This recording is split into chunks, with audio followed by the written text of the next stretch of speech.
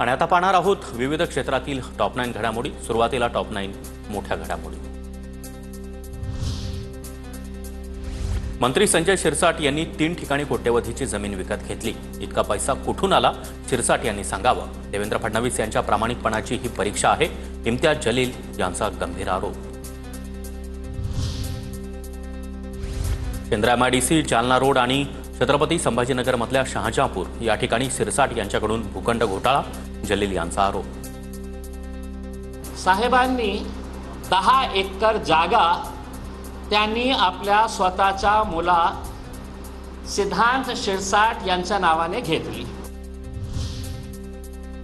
संजय शिरसाट यांनी एमआयडीसीच्या जमिनीबाबत बोलावं। माझ्याकडे अनेक पुरावे, 24 तास चालेल इतकं मटेरियल, इम्तियाज जलील यांचा दावा।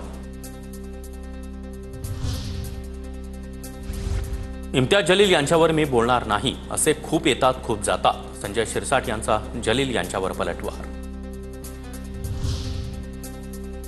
मंत्री संजय शिरसाट यांनी चंद्रशेखर बावनकुळेंची भेट घेतली। कामठीमधील ड्रॅगन पॅलेस टेम्पलबाबत भेट घेतल्याची बावनकुळेंची माहिती। तर निधीवरून शिवसेनेचे मंत्री नाराज असल्याच्या चर्चा। जाऊ द्या, त्याच्याबद्दल मला बोलायचं नाही। असे फार येतात फार जातात, मी त्याच्यावर काही एवढं जाऊ द्या, त्याच्याबद्दल मला बोलायचं नाही। असे फार येतात फार जातात, मी त्याच्यावर काही एवढं। नितेश राणेंचं वक्तव्य चुकीचं। मुख्यमंत्री राज्याचा सेवक असतो, कुणाचा बाप नाही। मुख्यमंत्र्यांपाठोपाठ नारायण राणे यांनी देखील नितेश राणेंचे कान टोचले। मंत्री चुका करत असतील तर फडणवीसांनी त्यांना समज द्यावी। जर ते काही बोलू शकतात तर आम्ही देखील काहीही बोलू शकतो। महायुती सरकारमध्ये बेबनाव होऊ शकतो। नितेश राणेंच्या वक्तव्यानंतर मंत्री प्रताप सरनाईकांचा इशारा।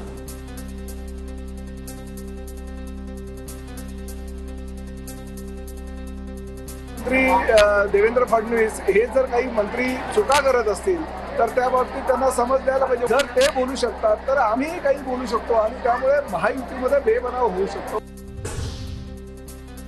नितेश राणेंचं बापाबाबतचं वक्तव्य ठाकरेंच्या शिवसेनेच्या लोकांसाठी। काल कॅबिनेटमध्ये आम्ही विचारल्यावर राणेंनी खुलासा केला। नितेश राणे यांच्या धाराशिवमधील वक्तव्यावर भरत गोगावले यांची प्रतिक्रिया।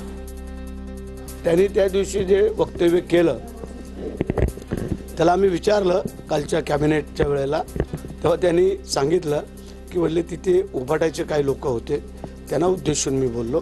बाकी जणांचं त्यांनी आम्हाला काल स्पष्ट केलं। कॅबिनेटच्या मीटिंगमध्ये आमचे गुलाबराव, दादा भुसे आम्ही सर्वच होतो। तेव्हा त्याला विचारलं काय रे तू असं कसं बोलला, तेव्हा त्यांनी तो खुलासा केला। जगात कुणालाही धमकी द्या, बीडच्या लोकांना धमकी देऊ नका। प्रकाश महाजन यांचा पुन्हा एकदा नारायण राणे यांच्यावर निशाणा।